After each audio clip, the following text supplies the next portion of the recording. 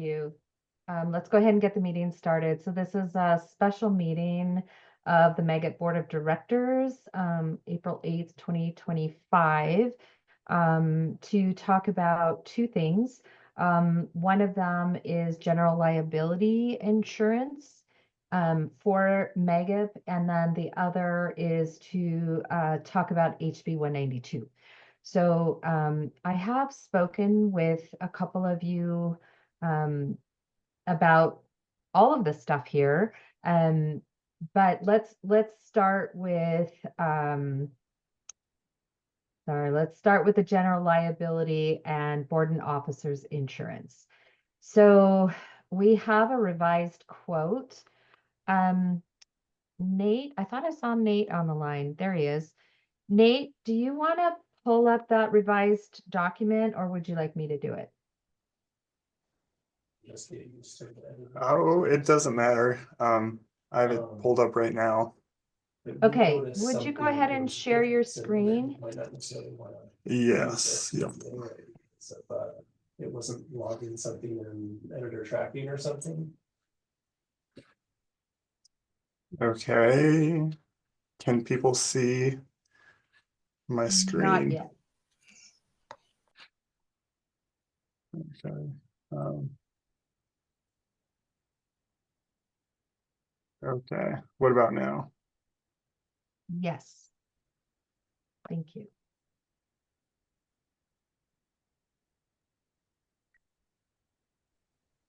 Okay, so also I think before we get started, we need to establish that we have a quorum. And I did do a quick count, but I'm just going to go back 1, 2, 3, 4, 5, 6, 7. Yep, so we do have a quorum.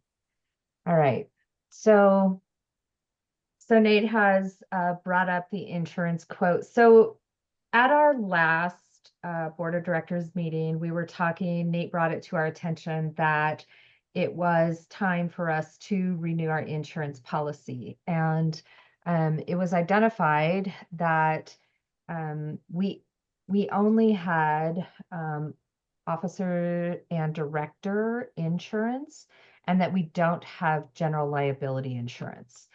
So there were a lot of questions that have gone back and forth about what it looks like to have general liability insurance and no, what I that think you're general on to the liability right. insurance would cover versus officer and director insurance. So it also was identified that there would need to be an adjustment, an amendment to our budget that was passed in 2025 for 2025, 2026. So I will call it fiscal year 2026 or fiscal year 2025, sorry. So that budget amount, and this is where I'm going to ask Nate to provide a little bit of background. So Nate, can you explain to everybody what payments have been made and how that impacts the budget as it exists now? Right. Yep. No. And I don't have the numbers. But yeah, so we've budgeted $698, or excuse me, 700. Let me just bring this up. So looking at the budget for the year, we've budgeted $710. And in the past year, we've made 2 payments. So for the past fiscal year, we've made 2 payments to pay for this, our board of directors D&O insurance.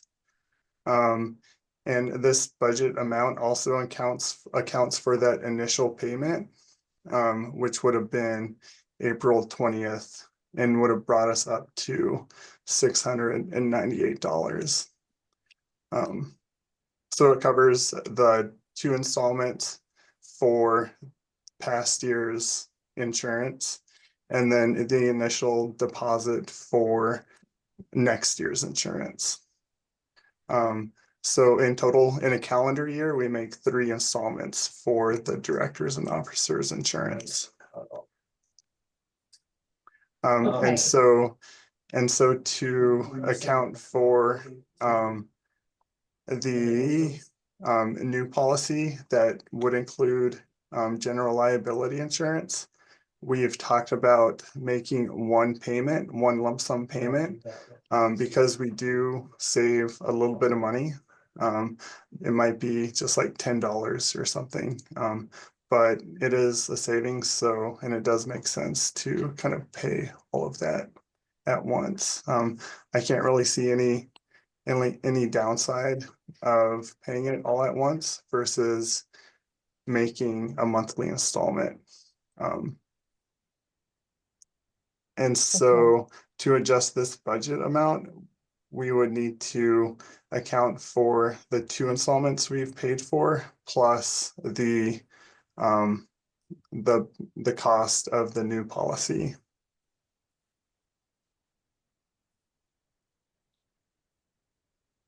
Can you Does tell that us what does that that amount kind of is? cover it? Yeah. Yeah. Yeah, I think it does. So, yeah, the quote that we got, that includes general liability and directors and officers insurance is $1,330.95. Okay, and Nate, just so that everybody's clear about what the budget amendment means, we've already budgeted the $700 and the majority of that has already been spent. Is that correct? On those partial payments that we've made? Correct. Yep. Okay, so we would need to modify the budget to include this one-time payment of $1,330.95. Is that correct? Yes. Yeah. Okay, Yeah, we would need to kind of we would need to amend this budget amount of $710 to, I'm just gonna put it here, 1,759.75 to account for those 2 installments we've paid already, and then the full payment of our new policy. okay, and so Rob has a question. Let me get through this, Rob, and then we'll let you ask your question. So what would happen if we made this budget amendment is that we would be paying for insurance, and this is not decided yet, but if we make a decision to purchase this policy as the quote is written, then Nate could go online and make a credit card payment in the full amount, and that would cover us from the time that they get the payment through the following year. So in the new year, when Jackson becomes president and the new budget is written, you would want to again have that line item for insurance, but it wouldn't be paid again until April. So I think that covers everything that we wanted to talk about. But I know there's going to be some discussion. So Rob, go ahead and ask your question. You may have, I can't hear you. Sorry.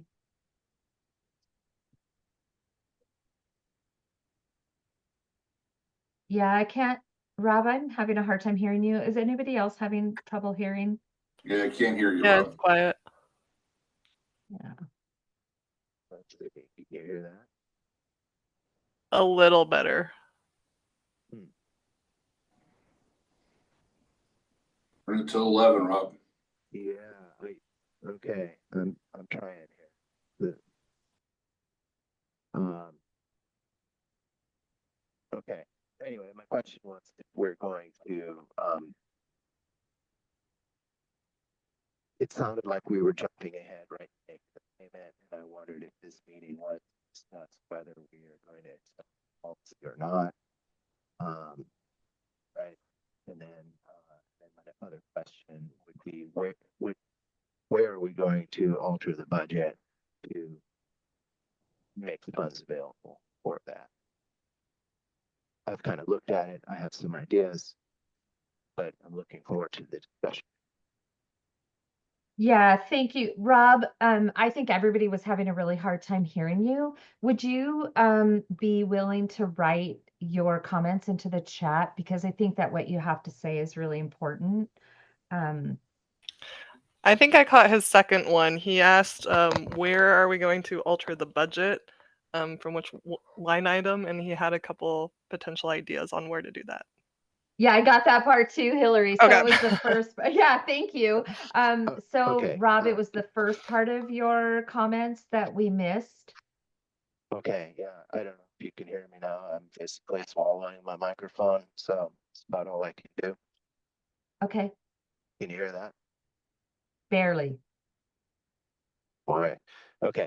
Anyway, I think we're moving forward as I thought we would. I thought the point of the meeting was to discuss the what we are want or not.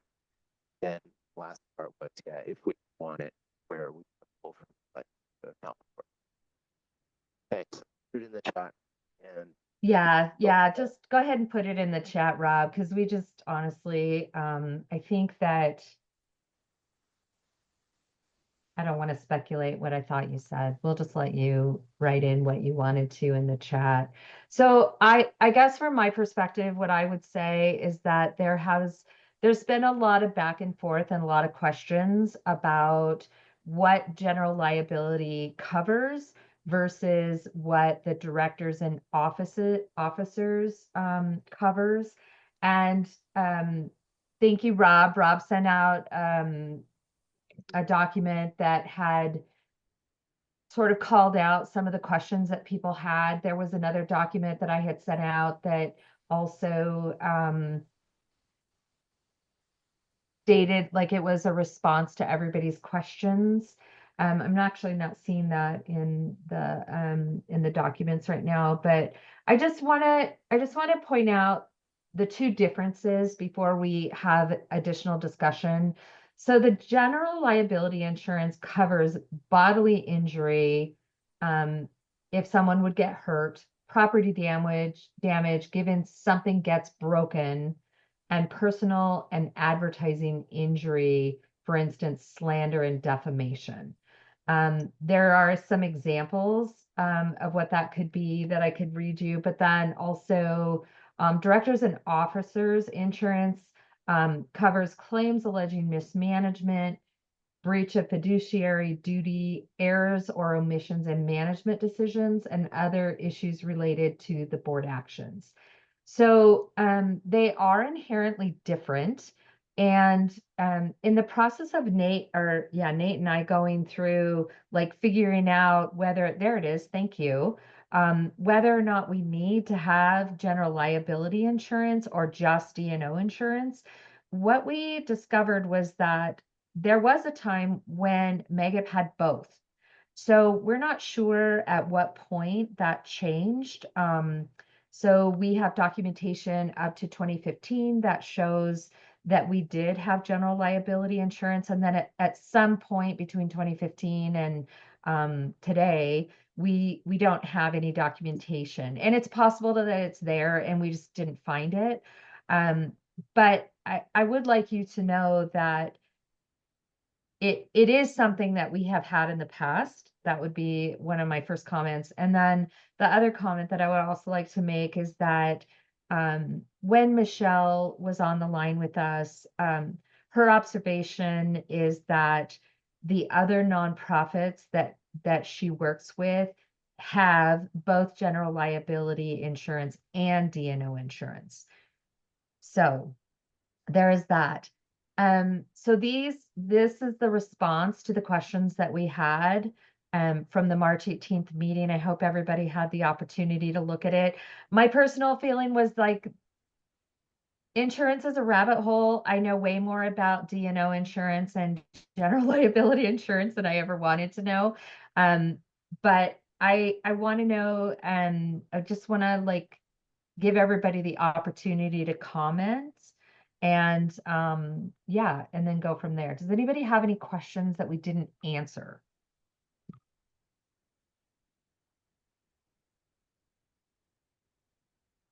Did we address the whether or not we would have events covered? Because I thought that was in one of the quotes versus having individual event insurance. Yeah, that's a great question, Megan. And yes, so when Nate and I spoke with Melanie, our insurance agent, we asked her specifically about events. And the response was that if we were to have general liability insurance, we would not have to get event insurance. So in the situation where we're going to have the conference in a week, and then say we have another event, that's the in-person event for the MAGIP board, we wouldn't have to get different insurance for that. And the other, and this can get really broad, but just so that you know, we did talk to Melody about some different case scenarios, specifically about GIS Day events, because GIS Day events are held at different venues.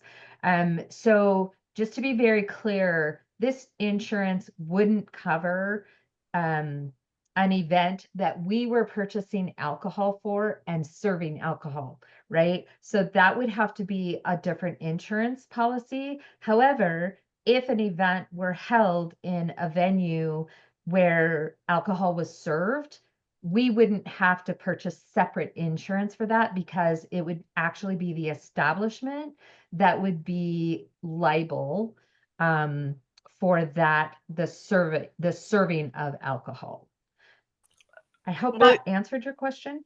Go ahead, Gail, will Melanie. you reiterate that one more time with the alcohol?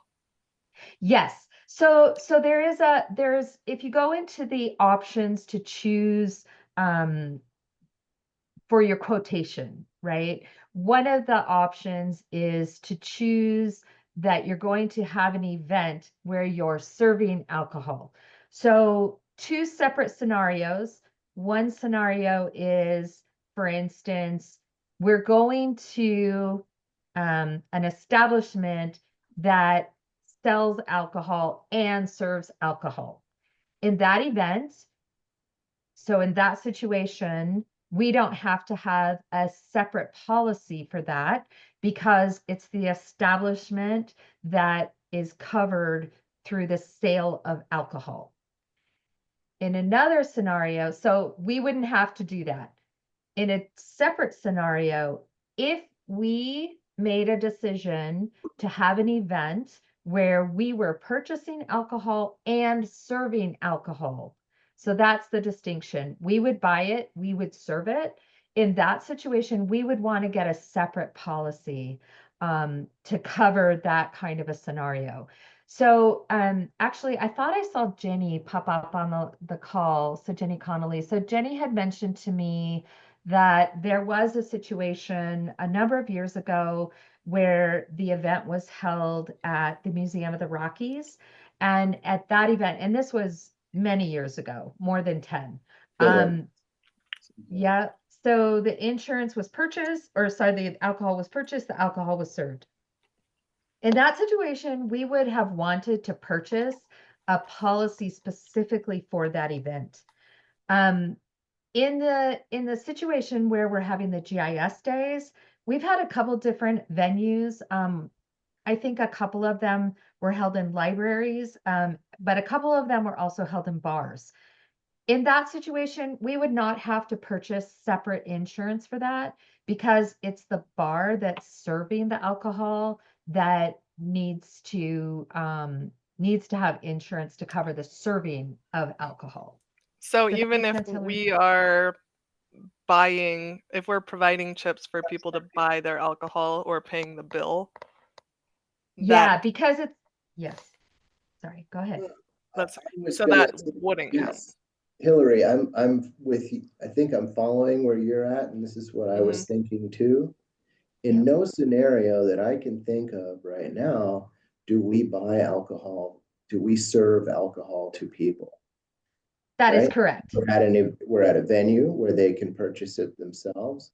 And in some cases, we may provide them with a token, which they can choose to use to get a beverage.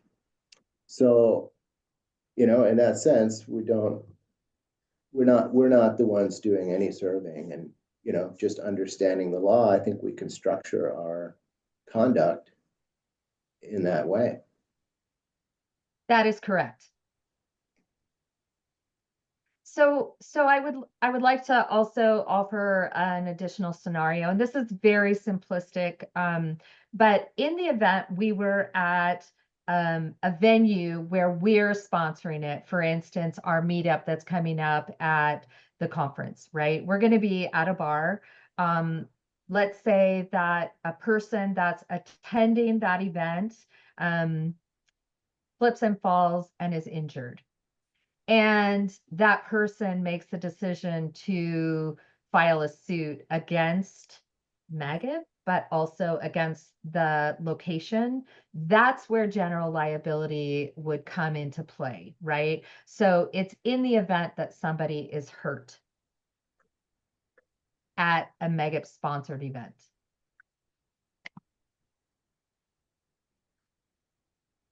Or Depends damages property too, right? Correct. Yep. Or damages property. So let's say we're at the hotel and somebody's attending the event and they damage the hotel.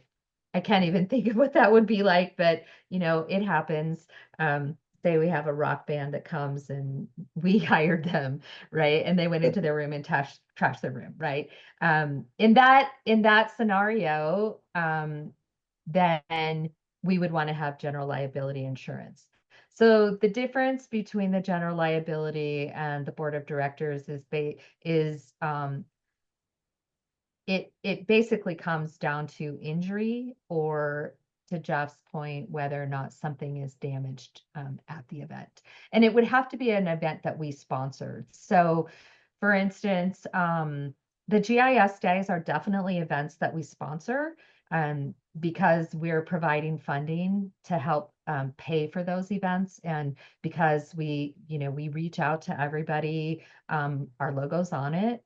And I don't think we want to stop having those events. And I don't want everybody to get like really hung up on this, right? It just is, general liability insurance is just exactly what it's calling itself. It's like it protects the organization from somebody suing us.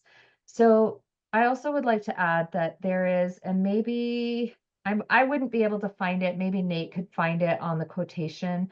One of the things that is included in this quotation is a $10,000. Let's see if we can find it really fast. Shoot, might be on the next page. I want to look for it really quickly because it has a certain name. Sorry, I'm not finding it really But quickly, but the thing I've noticed on these things is that none of them pay for a defense. You know, first of all, the coverage limit's pretty low. $1 million doesn't go very far these days. And second, if there is a lawsuit, they don't pay for the lawyer's defense.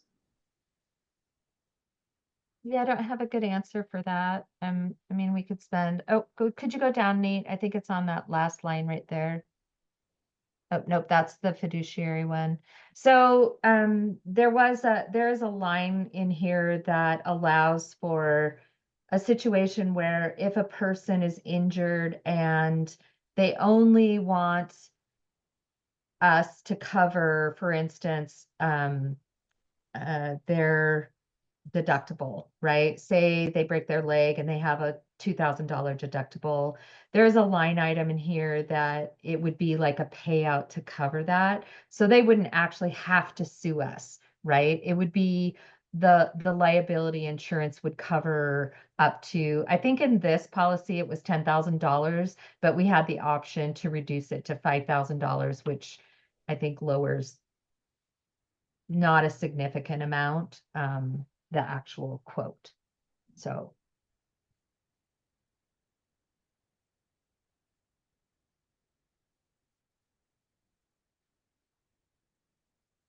Any other questions?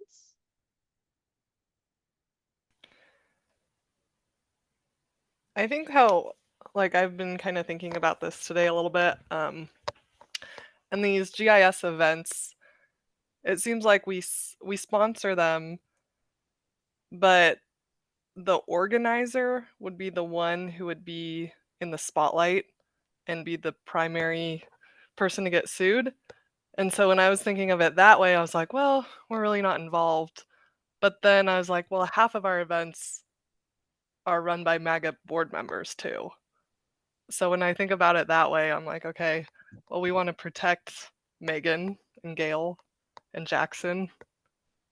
So we really are involved in those events. Then we have, Yes. we have directors, insurance. That's exactly right. That's exactly what that's for. It covers the board members. Well, and I think that this is the reason that I pointed out that D&O insurance, it covers claims alleging mismanagement. So that would be you, like we as a board made a decision to vote to spend $100,000 on all of us and not on Megan members, right? So breach of fiduciary duty, that would be basically that same thing, right? Spending the money in a way, errors or omission in management decisions, and other issues related to board action. So that's board action versus general liability, which is injury. So in the injury side, and I think Hillary said it really well, and that is that if the injury side, the general liability side, I would think of it more of if one person was injured at an event that we had, and I don't even want to speculate what that injury could be, but they made the decision to sue MAGIP, the organization, then we would have no insurance to cover that. So they basically could look at our at how much money we have in our savings, how much money we have in our checking, and take that money and basically bankrupt the organization. So it would only take one time, and that's what the general liability would cover, right? It's not the same. Directors and officers insurance is not the same as general liability. They're two separate things. What I just heard a little bit was if you're not a board member, but you're a member of MAGIP and you want to have a function of some sort, if you didn't have this other, you would not be covered. So say if I wanted to have a function because I'm no longer a board member, I would not be covered under that. I'm going to guess that a lot of our members think that the organization is insured. It hasn't I really don't- come up at any kind of meeting other than these little meetings. So I don't think they even think about it. I If don't somebody think else that wanted to have one.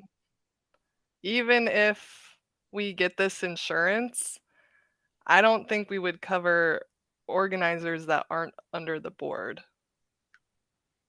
Because we are sponsoring the event. I Googled some And stuff I think and if you're used Pat. if you're sponsoring event, but you don't have board members in every community either. And there may be communities that want to have like a GIS day that don't have a board member there. Is a board member going to go up and go up there to have a GIS day meeting? Yeah, so I would like to once again reiterate a couple things. So the first one is one of the questions that had come up was the travel between events, right? So this was actually something that Nate and I specifically asked Melanie. So we have vendors, because this was my concern initially, right? So we have all of our members that are traveling to an event. Let's just say it's the event that we have in the summer, the strategic planning event, right? We have 11, 12 members that come to one place. In the actual travel to the event is not covered. That is not covered. That is not what this general liability would cover. The expectation, and Melanie made it very clear to us, that this is established ruling through other lawsuits, that your travel is because you're, it would be like if you were traveling from home to work, you would not be covered in that travel from home to work. That's not covered. And our travel from our home to a board sponsored event, like the strategic planning event, that travel would not be covered. But let's say you get to the event, and let's say two separate things happen.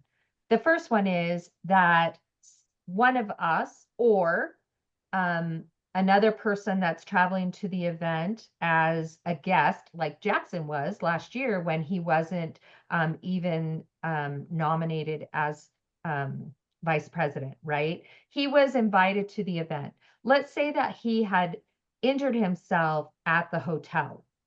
So two separate things. An injury could occur, and Jackson could sue both the venue and the board, MAGIP. And when I say board, I misspoke. MAGIP, the organization. That's one scenario. That's what general liability would cover. So let's say we're having this strategic planning event, and during that strategic planning event, Nate has told us that we have $50,000 in a CD, and we're like, oh, that's awesome. And we each decide that we should be given $5,000 of that money, right? That's directors and officers insurance, right? So in the event that you had an error or omission or fiduciary irresponsibility, right? Directors and officers covers that. It doesn't cover injury. So I just think that everybody needs to understand that there is a difference, and that we just want to make sure that we understand what the insurance is covering. So the document that I sent to you should have spelled that out very clearly, what the difference is. But I think that, to Hillary's point, you want to make sure that the actual organization is protected. If somebody were to get injured and to sue MAGIP, they essentially would bankrupt us, and then we wouldn't be able to have a conference. And in that situation, it could be very possible that the members would sue us as board members for making a poor decision as a board member. Like, it's a management decision, right? So they're different insurances, they're different scenarios. But does anybody have any questions about the difference between those different insurances? Because they're not the same.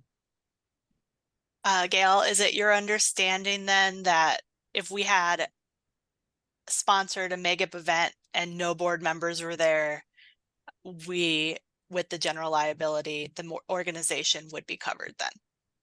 So yeah, that's a really good question. Like separate from yes, board members. Up to the limits of the policy.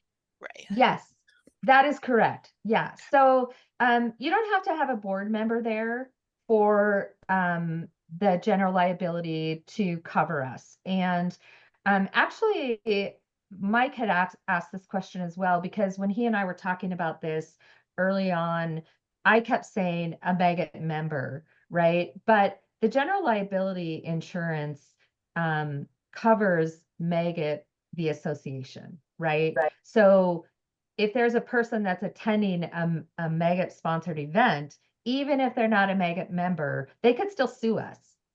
That's where the general liability insurance comes in.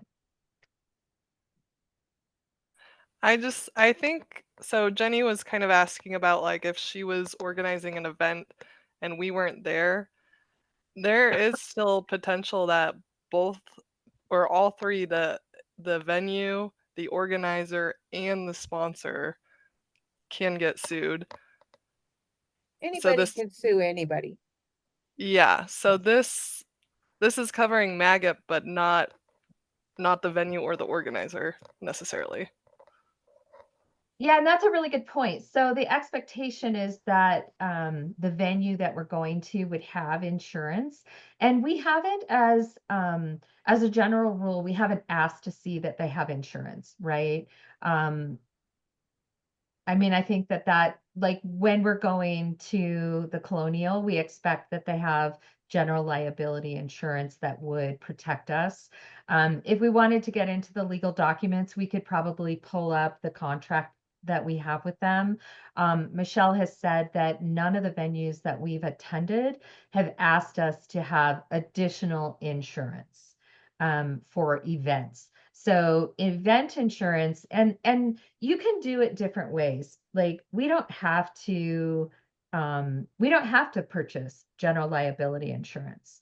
I mean, the event that we're having at the Colonial didn't require that we purchase event insurance. They also didn't stipulate that we had to have general liability insurance. If we wanted to protect ourselves, we could certainly purchase event insurance. And when you start to look at the event insurance policies, you find that the quote for them is very close to what the quote would be for general liability insurance, right? So if you had 2 events, we would probably go beyond what the quote is for general liability. So for me, when I think about it, when I look at the Colonial event that the event that we're gonna be having for the Big Sky GeoCon that's coming up, my expectation is that Delta Hotel has some kind of general liability insurance, right? And then we would be covered maybe for that. I mean, like we make an assumption that nobody's going to get injured and nobody's going to sue us. The bigger question for me comes when we have these other events where, especially GIS Day, where they're all over the place and we don't have any kind of insurance to protect the organization. So, okay, we spent a lot of time on this. Gail, could you go back to page 6 of this thing? Because And Rob was talking about defense, and I thought it said something towards the top of I page thought- 6 about that. Yeah, Yeah, I thought and that so I had read there, that too. yeah, there are, so for each of the endorsements, there is kind of a document, kind of explaining each one. And from our previous insurance coverage, this is one of those endorsements, and it does talk about the insurance company paying for defense costs. So, but I will also go back to the quote. Listen, we've been talking for a half an hour now. Yeah. And we're really not getting anywhere. I mean, we're talking, we're defining, we're doing some stuff like that. Maybe we need to, let's find out. I mean, the thing about insurance, the reason it's one of the most profitable businesses in the world is that there's no end to the things you can insure yourself for. Right? So, number one, is there an opposition to obtaining the general liability insurance? Right? I mean, Gail is trying very hard to, to make the point that this is a good insurance to have. Is there anybody that, is questioning that? I guess I'm curious about that. I personally, I just for the sake of time, I'll tell you, I don't think that the insurance is really buying us what we think it is. It's not very much coverage. It's not very clear to me that if all those things happen, that this would save the day. It's not a huge investment. It's $700 that we're talking about. That's not an awful investment for some peace of mind. So I guess could we move ahead and see if anybody is completely opposed to purchasing this insurance. And then we could talk about maybe why it would be good or not good to have it.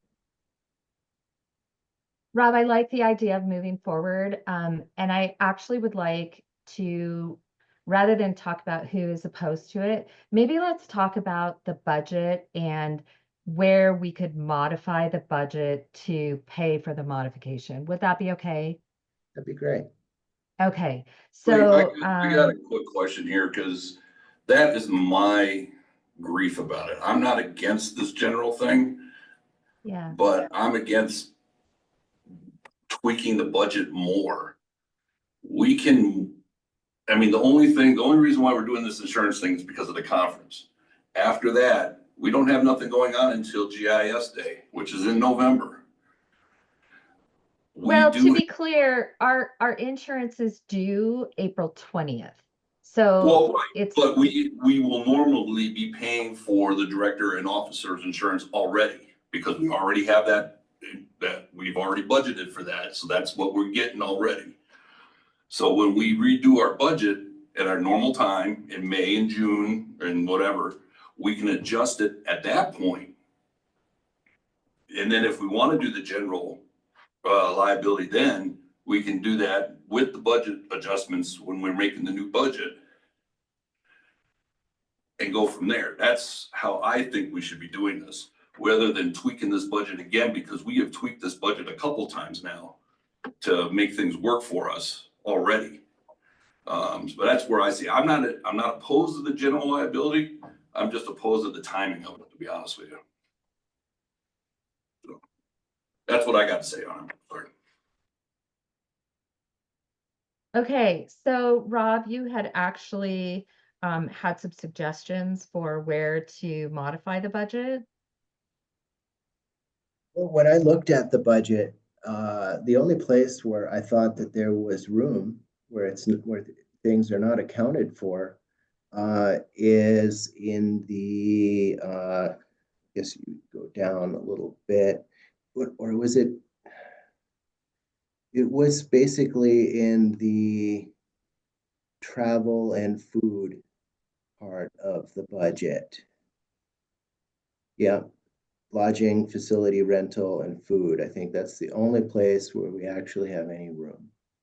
Yeah, and so part of, we do have to reserve a little bit of this budget for a possible down payment on a facility to rent for the strategic event in the fall. Yeah, I don't know what that's gonna look like yet. Michelle and I are calling places about that right now, actually. So we're trying to figure out if we need a down payment. So I'm not sure if we would use that full amount or not. Okay. Yeah, and it's in the past, we've only had to make a down payment once in the past 4 years that I've been with MAGIP. So the chances of needing that looking back are, yeah, slim. So Thanks, Dan. And if that's how the budget shakes out, might cause us to rethink how we do the strategic planning. But to Mike's point, so if we decided to forego adding general liability right now, we could, in theory, add that the start of our next fiscal year, and it would be prorated, and then therefore cover all our GIS Day meetups for next year. Is that? Yep. I talked to Melanie as well, and she said that as soon as we get our budget straightened out, feel free to give her a call and she'll be able to work with us to get our general liability put in there. Absolutely.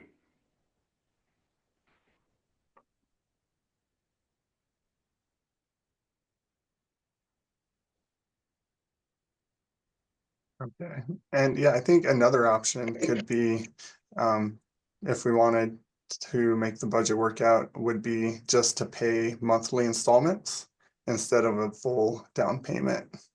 But it's still the same amount of money. Right, yep.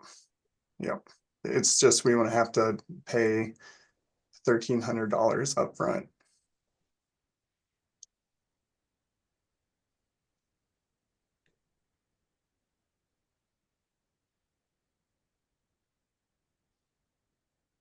do we have any other concerns or things to discuss on the need or benefit of the added insurance?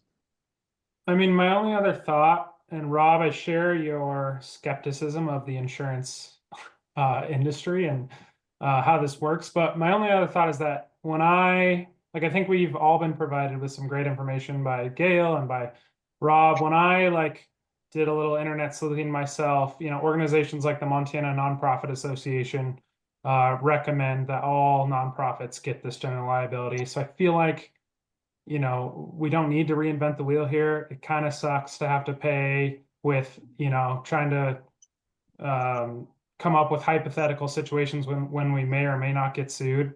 It does seem like, organizations that provide guidance and support for nonprofits say to get this.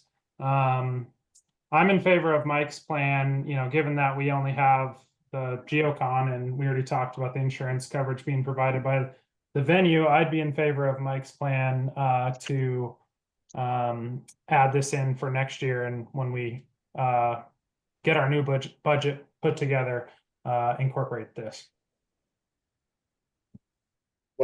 One thing to think about in terms of the budget and this additional expense,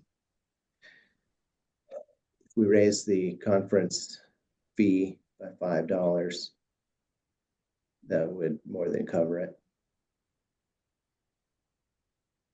So, I mean, we're going to have to raise the fee anyways because everything else is getting more expensive. But I think potentially a membership would expect, that you guys got it covered, so to speak. That we're operating an effective and efficient business, so to speak, organization. And if having levels of coverage are standard, then we should consider that. And potentially, finding a way to make room in the budget for it would be appropriate.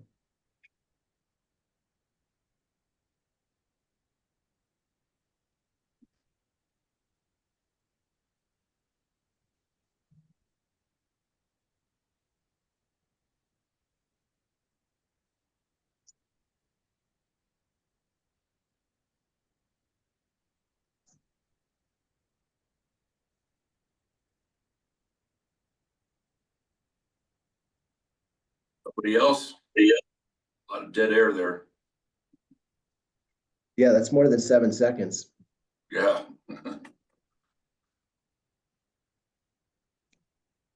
Well, we got 10 minutes left in the meeting. Do we want to have a summary and a call to action?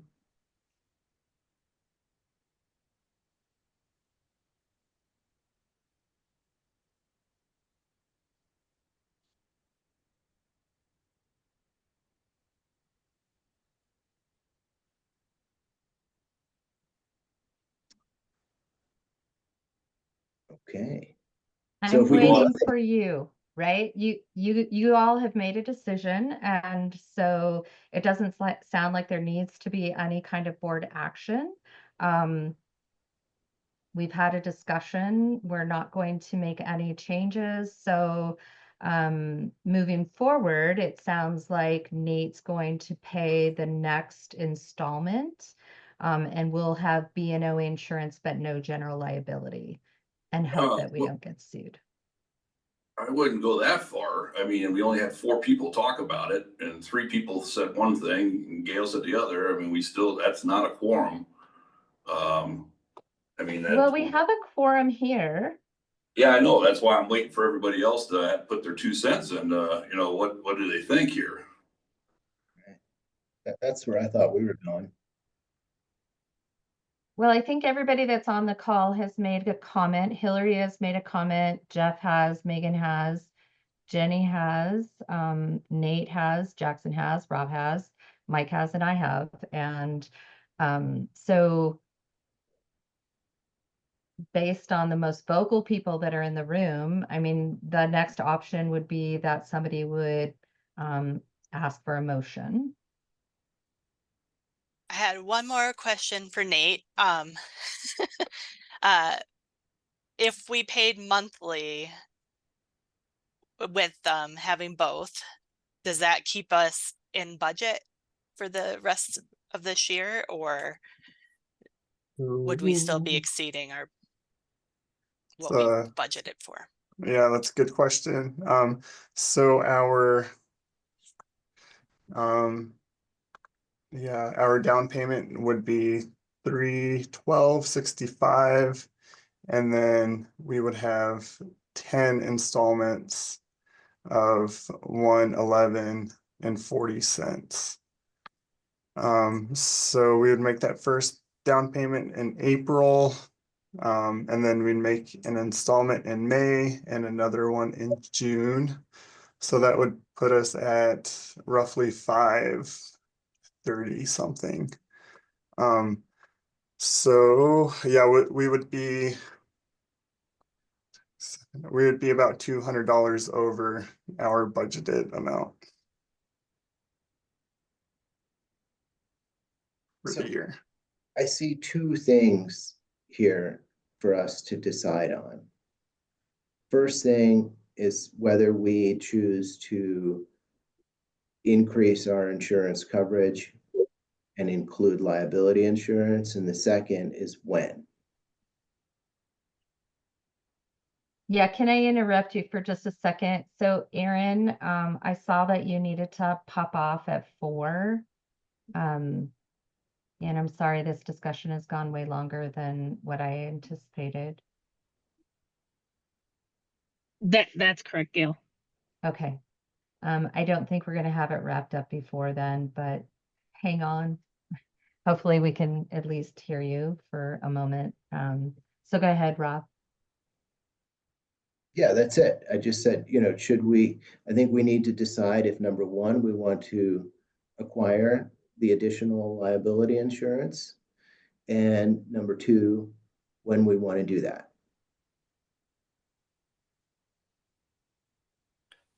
Agreed. Yep, I agree. Okay, so somebody would need to make a motion to modify our insurance to include general liability, maybe? And then somebody would need to second it, and then we could take a vote. Yeah, I guess I can make a motion to add general liability to our insurance policy, along with our existing directors and officers insurance. I'll second it. Thank you. Okay. And then the second motion would Oh, be should we vote on to- this Let's- first? Oh, Yeah, vote. sorry, yeah. Mhm. I assume we already know how we're gonna vote. All in favor of adding general liability along with our directors and officers insurance, say aye. Aye. Aye. Aye. Aye. Okay, all opposed say nay. All right, so we have made a decision to add general liability to the D&O insurance. Thank you, everybody, for taking the time and having the conversation. So then the next decision that needs to be made is when we will purchase that general liability insurance. And I think there's 3 different potential scenarios. Maybe the first one is that we pay the full balance, which would require a modification of the general budget. The second one would be that we wait and add general liability in the new fiscal year. And the third one would be to choose the option, as Megan pointed out, there's an option to pay a partial premium that would get us insurance immediately, and that general liability would cover presumably as soon as Nate could make that payment. So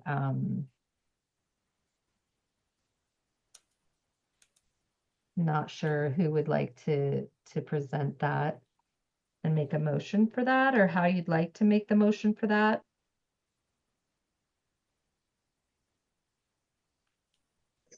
it's a tough motion. I'm trying to think through how to articulate it.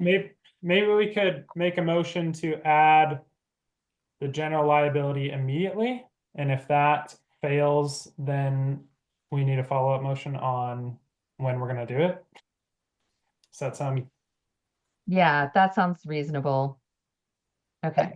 I think that if we're gonna pay the money anyways, we should at least, might as well have it for the event that we're going into.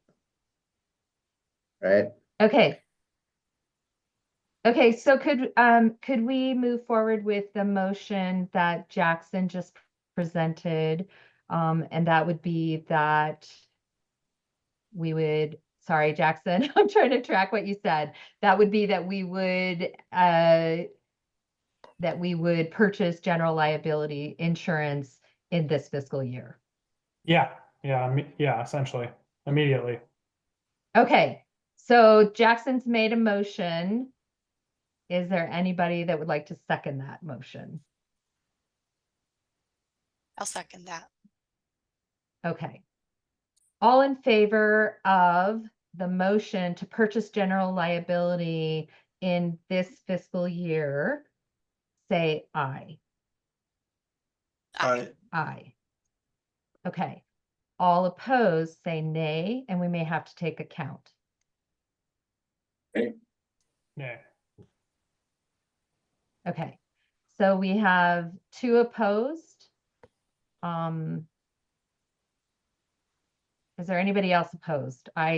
Mike and Jackson opposed. Okay. I would also oppose. Okay, so that opposes purchasing general liability in this fiscal year. So then I don't think we need to have another vote, because that would move it to, we purchase director and officer liability insurance, forego general liability until the new fiscal year. Well, do you have a majority for yes? Yeah, let's count that. Yeah.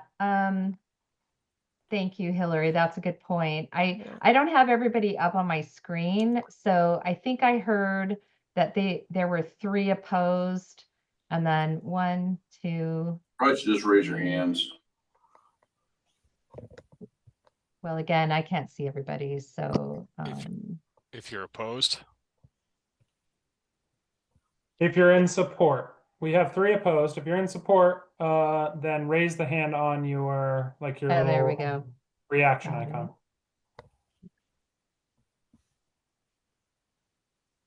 I can't find it, so. Okay. Yeah, and I'm not sure that mine's showing either. Type yes in the chat. Let me ask a question here, just to Okay. clarify. I would support, I would be in support if we can make it budget neutral. Right? Meaning that Yeah. we take it out of a certain part of the budget right now. Yeah, and just looking, I just thought of this right now when I was looking at the budget, and should look or ask Michelle, but we are not doing a Thursday lunch. And so we could possibly reduce this food item budget for the GeoCon by, I don't know how much, but that might give us the money we need. We need $700, $704 or something. Nate, I think that's with the intention of us not budgeting for a Thursday lunch. That's been the whole thing that, you know, Michelle and I've been talking about, and probably why we are probably due for a increase in registration amount, is because food has continued to go up ever since COVID. Yet our registration has stayed the same probably since 2016 or 2014, so over a decade. So we're going to have that analysis this summer, but yes, definitely expect an increase for 2026. If we take it out of the strategic planning meeting, I will meet you at a campground, and we can talk all night. Yeah, or we could just find a venue where we don't need a down payment this fiscal year. And whether that be a campground or then, yeah. So Jackson, are you looking at potentially having a venue where you would have to have a down payment?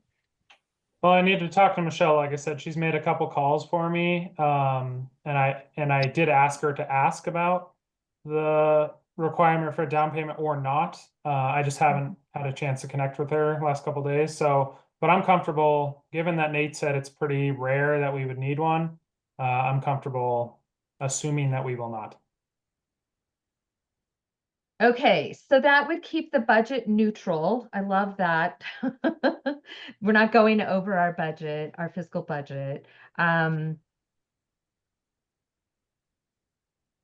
trying to figure out where we're standing here. Do we want to take a vote about whether or not we would purchase general liability insurance using the method that would allow us to make installments? Or make the one-time fee? Nate, could you clear that up for us? Yeah, I would vote to pay for the full amount upfront. That would save us $100. So Would And I that still think keep us budget neutral? I'm sorry, Hillary. Go I ahead. think that motion we just voted on was whether we want it immediately, which would be either way. And I don't think you have the majority. I think you need half of the board member vote, right, Jeff? So 6. Yeah, I think so. Yeah. Well, Or well, oh, yeah. Eric dropped off, so I think you need one less. But I think we still have Do we quorum. have a quorum still? Let's just count. 1, 2, 3, Yes. 4, 5, 6, But do you need the majority of 7, 8. the people on the Okay. call or the majority of the board to say yes? Well, we need to have a quorum, and those that vote on the quorum, we would have to Yeah. have the majority. Yes. So I'm not yes. sure that we're clear what the vote is. So if you wouldn't mind putting your vote yes for adding the general liability insurance or no against adding the general liability insurance in this fiscal year, then we could move forward. Go ahead, Rob. Under a budget neutral Thank you. proposition. Yeah. Yes. Yes. And it would have to be budget neutral. So Rob, your vote would be yes if it's budget neutral. Yes. Jackson is If it's yes if budget it's budget neutral, I would neutral. vote for it. Yes. I also vote yes if it's budget neutral, and Nate votes yes. So that's the majority. So given that we have the majority, now we just need to make a decision. Actually, I think that we are. Do we need to make a budget amendment now, Nate? I think if we want to pay for it, yeah, after this meeting, Okay. yes, yeah. Okay, I'll make a And motion. I guess we need to decide if we want to pay for all of it upfront or the monthly installments. And if we paid for all of it upfront, then we would need to adjust the budgeted amount from $710 to $1,759.75.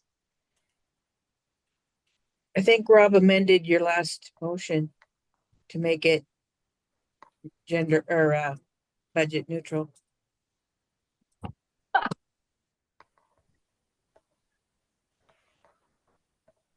I really appreciate everybody's patience. Okay, so the motion needs to be made to pay either in a monthly installment or to pay how about this? How about I make a motion to pay for the insurance in one installment that we would modify the general operating budget for fiscal year 2025 to do so, and that it would be budget neutral.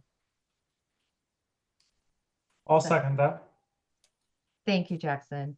Okay, let's again let's try it. Just all in favor, say aye. Aye. Aye. Aye. Aye. Okay. Is there anybody opposed? Say nay.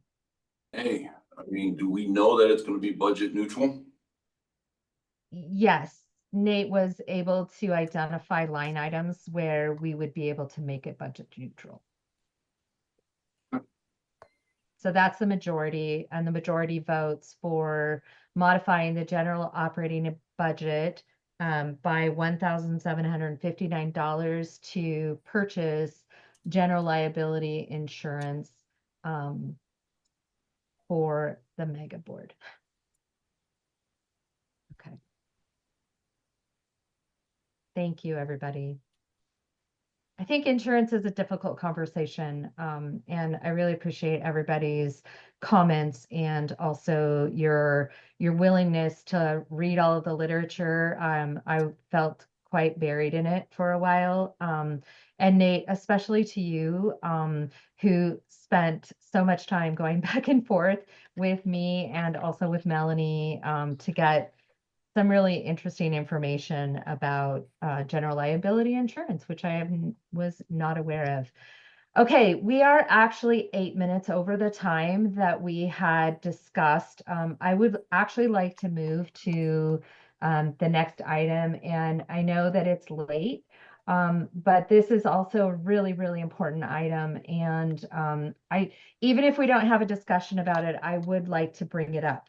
So, Aaron has reached out to me and to others regarding HB 192. So there's a lot of stuff happening at the Montana State Library, and sorry, I don't want to get like hung up in politics, but there's a lot of people who have their jobs on the line.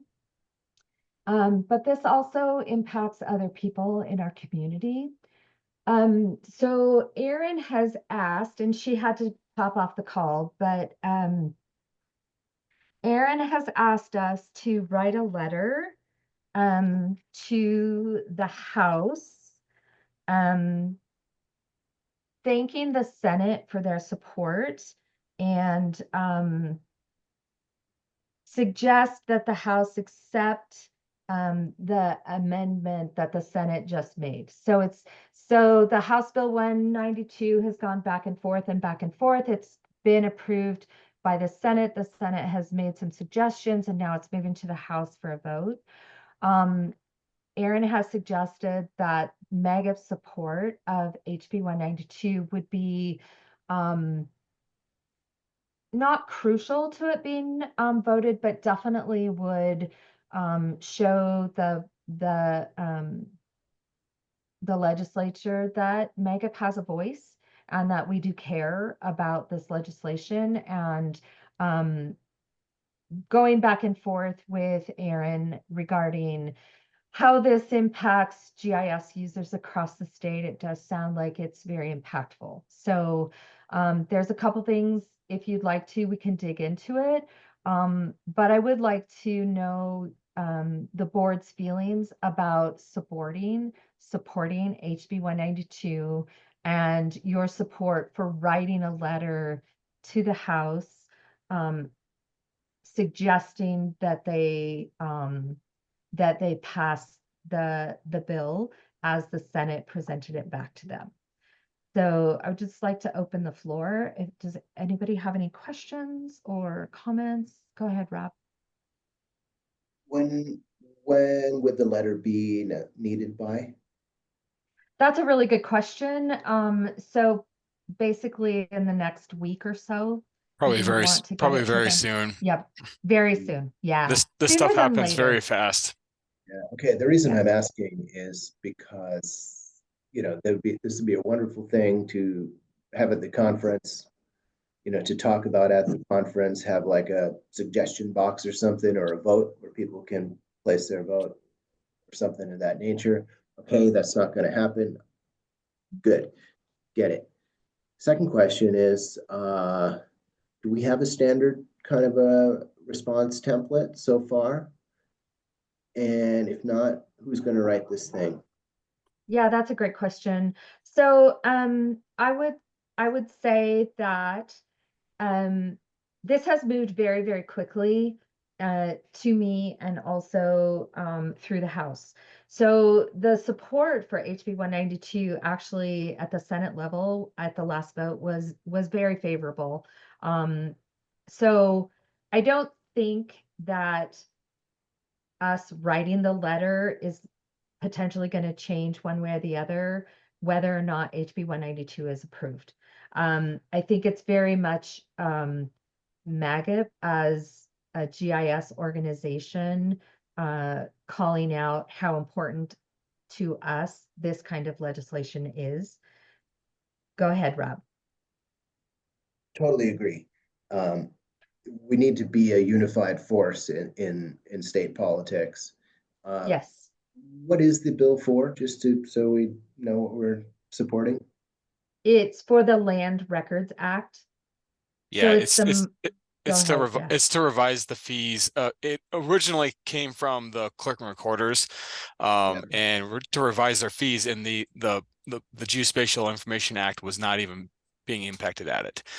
So that's when it passed at the House, went to the Senate. The Senate amended it to include, I think, raising it a quarter this time, but also they threw in the built-in inflation. I don't know on the top of my head how the inflation portion works on it, but essentially it will allow every 2 years for account for inflation. So both the clerk and recorder fees and the portion that it goes to the land information account to both to the counties and to the state gets adjusted as well, gets bumped up. So that's the gist. Totally reasonable. I would support that. In terms of a letter that we would write, do we need to, at what level would we write something like this? Are we going to say, we have this many members, GIS touches all aspects of, blah, blah, blah, and, therefore we support it? Or do we just say we're an organization and we support this, period? So here's what I would like to do. I would like to work with Aaron to craft a letter that I would send to the board for you to all look at. And then we could present that letter. We don't have to go up in front of the legislature, the Senate or the House to speak. It would just be sending the letter. So it would be a crafted letter. It would be coming from MAGIP. I would sign it. Or we could just sign it as the MAGIP organization or the MAGIP board of directors. We could sign it either way. I actually like the idea of signing it as the MAGIP board of directors, but I would be willing to sign it as the president, knowing that I had your support to sign it. But I mean, I think that everybody on the board really needs to be behind us, kind of putting this out there. I actually would like to ask Mike. So Mike actually was in the position when he was president of having to present and to speak in front of the legislature, his experience with that. Yeah, we had a thing for the remote stations or the whatever the station. Yeah. And we wrote a letter, and I went to Congress that day and read off the letter, basically is what we did. There was another thing that we did as well, but it's because everything moves so fast, we didn't have time to do a whole lot. So we just wrote a letter and sent it in. I can certainly dig those letters up for you to look at and see if you can use it or not. Yeah. Go ahead. I think that'd be great. Thank you, Mike, for setting a precedent on that and doing it before and having something for us to build on. I've also testified and dealt with the legislature in those terms. And in the end, it's just another check mark. You know what I mean? It's like, okay, yes, we have additional support for this. Whether exactly our letter moves them to tears or not is not really the issue. But I think it's a good step in the right direction for us to have some language at hand that we can use and substitute different bills in it, and say we are a voice in the state. We have a broad membership. We have membership in public, and we could list the different agencies or something of that nature, right? We have broad membership in public and private sectors, and we support this legislation. Thank you. Yeah, and I actually put the link to the Montana Legislative Services and then to specifically HB 192. And there's actually a lot of information here. It's really fascinating. So it looks like a 4.9 Gail, is you the should send that scheduled. email that Aaron sent as well to the board.